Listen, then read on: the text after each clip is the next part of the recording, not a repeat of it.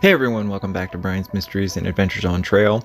Today's case is a very tragic twist of irony.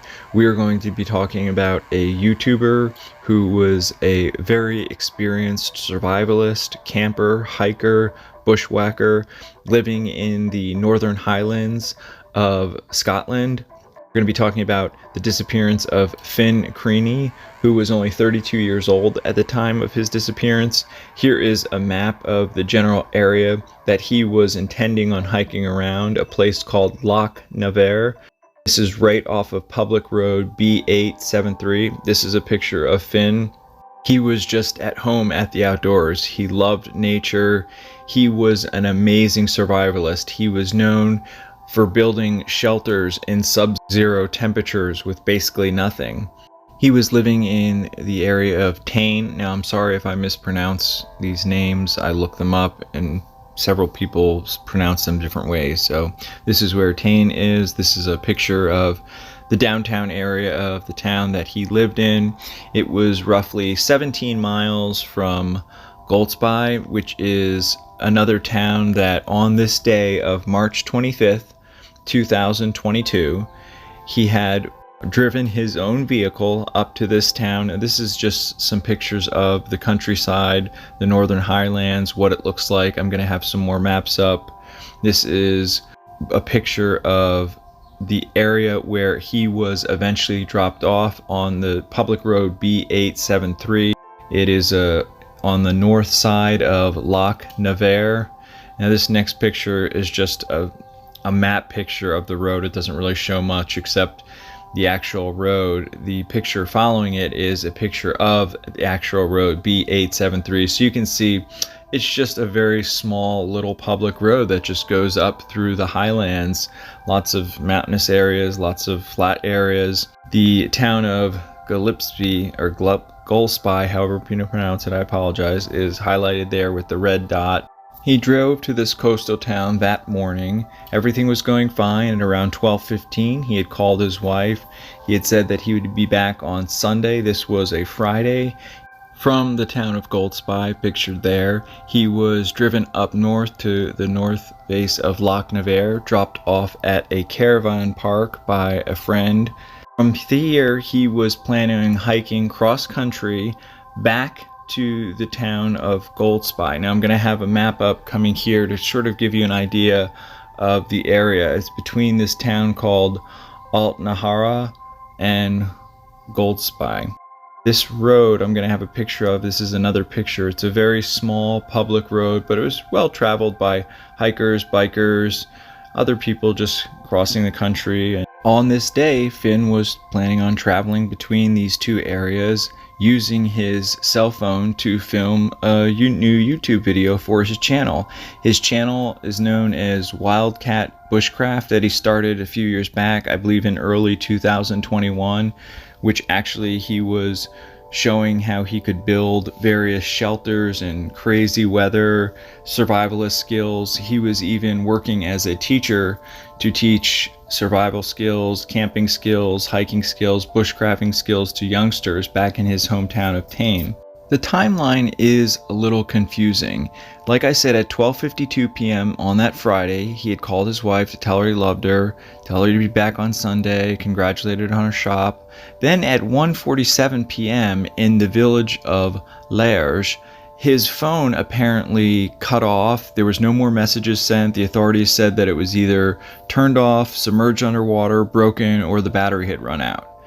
At 2:15 p.m. that day, that's when he was dropped off by his friend at the caravan park, and that is the last known sighting that we know of. His wife would later recount that that afternoon and evening she could see that her texts were not being read. She felt this was odd because Finn was very, very punctual. He was always getting back to her right away. He was never late for anything. However, she knew that he was using his cell phone to video for his YouTube and also for navigation, so she didn't really think anything of it at the time. However, by Sunday evening, when it was roughly 6:30 p.m. and he still hadn't arrived, she had really become worried, and she knew that something might have happened. Even though she was very worried, she knew it was Finn, and Finn always returned. She said he, quote, always landed on his feet. However, she contacted the place of his employment where he worked. She asked them if he had been there. This is where he was teaching bushcraft to youngsters. They said they searched the entire school. He was not there. At this point, it was the Monday following the Friday that he had left. She was beyond worried. She contacted the authorities. Search and rescue began for Mr. Finn Creaney. Finn is a white male, 5'11" with a slim build. He's got a light complexion with freckles, brown hair, very, very long, past his shoulders. He usually has a full beard, however, he keeps it very trimmed and short. He was last seen wearing a black t-shirt, knee-length brown leather jacket, dark-colored pants, brown waterproof boots that came up above the ankle. He was carrying a green backpack. He was planning on traveling this hike across the country in the Highlands and making a video on various backpacking and bushwhacking techniques. We do know that the weather for March at that time was unseasonably hot. However, Finn was acclimated to hiking and bushwhacking in all types of temperatures and weather conditions. This is some pictures of the various search efforts. They had to get the Coast Guard involved as well. Their Coast Guard, they had their special new drone units come out, which apparently are the best of the best. This is a picture of one of them flying over there. Looks pretty sweet to me. Unfortunately, none of these yielded any results. The police and authorities searched all up and down between Altanaharra and Golspie in the Highlands. They used the various air units as well as numerous people on the ground, and this search lasted roughly a month, which is pretty impressive for an initial search and rescue effort. Unfortunately, it yielded no clues, no evidence. These are some more pictures of the actual search. Nothing. They didn't find any footprints, any pieces of his gear, anybody else that saw him, except for a few bikers that said that roughly 3:45 p.m. on that Friday, they said that they saw him roughly 3 or 4 miles down the road from where he was dropped off at Loch Naver. That was the only really other possibly confirmed sighting. They said that he looked fine, he looked like he was happy. The search continued. They searched all the coastal areas. This is another picture of one of the helicopters coming in back from one of their search efforts. Again, unfortunately, none of this came up with anything. Even after the initial search ended, many people continued to search for Finn in and around all the areas of Tain, Altanaharra, Golspie. The police, during the 1-year anniversary of the disappearance this past March 2023, they issued a statement saying that Mr. Finn Creaney has now been missing for a year. We know what a difficult period this has been for the family and friends. We are doing everything we can to help find answers. They repeated again that Finn was dropped off near the caravan club on the north side of Loch Naver with the intention of walking across country to Golspie. Unfortunately, even with all these efforts and people looking over the past year, no one has found anything. What is so shocking about this is Finn was such a survivalist. He knew the outdoors pretty much better than anyone up there. He had a YouTube channel that he was teaching other people. He had his own business and teaching youngsters about bushcrafting and going into the outdoors. It's possible that he may have gotten injured, but why didn't they find anything? There have been hundreds of people out there looking. One thing I couldn't find, I'm not sure if they brought in divers to search the Loch Naver. It's possible that since it was a very hot day, maybe he went for a swim. But then again, that kind of conflicts with the biker statements saying that they saw him about an hour and 20 minutes after he'd been dropped off several miles up the road, if that was in fact him. It's always hard in these situations because as time goes on, witness statements at the time become more unreliable because people just tend to forget. This case did garner international attention. They actually made a small TV series about it. I'm not sure, some of you are probably familiar with this case. If you are, definitely leave me your feedback, your thoughts. It's interesting because years ago when I was trying to find a winter tent, I stumbled upon his YouTube channel, and this was just when I was starting out, and he actually referred to me, this guy in Scotland. I'll have that information in the description. So I did know a little bit about him. When I read about him going missing, I just couldn't believe it. Everybody who knows him is just in shock. People have talked to his friends and family. They say he was the most punctual, loving family member. You know, there's always these rumors that get started. Oh, maybe he ran off to start another life. I don't believe that for a second. This guy was totally devoted to his wife. They had been together for almost 10 years. They had a young daughter. They had a great relationship. Their whole family is just devastated. His parents are devastated. They just want to know where Finn is and what happened to him. This was one of the most extensive initial searches that I've ever covered. This is a map of the search grid.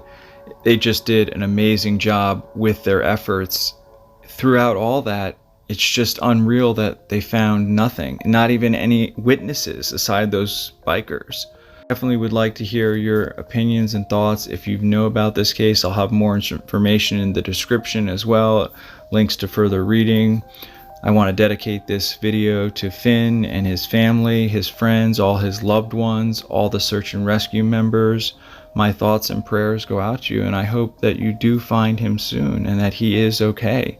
Maybe he just has a concussion and wandered off into another town. These things are possible. I just pray for the best possible outcome. Thank you so much for watching. Special thank you to co.ag for providing the background music. Hopefully I'll see you all in the next one. Take care. Hey everyone, thanks for sticking with me to the end. I just wanted to say, in this particular case, the authorities and all the search and rescue and the family is asking for the public's help. So if you are over in that area or are going to be in the Highlands or anywhere over there, it's just keep your eyes out. If you want to help distribute flyers, I'll have the information of the number you can call in the description if you are in Scotland or if you're going to be visiting the UK and going up that direction. They are trying to find any information they can, anybody that might have been in the area at the time. This is still a very active, ongoing search. Now, not a formal search, but they are still trying to find him and find answers.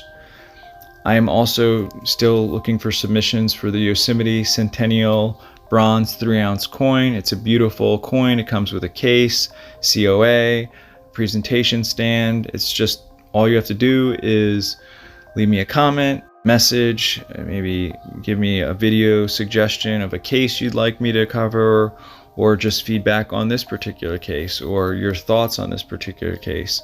In this particular case, my opinion, I think that if they haven't done so already, they should definitely search Loch Naver, which is the big loch that he started out in and around.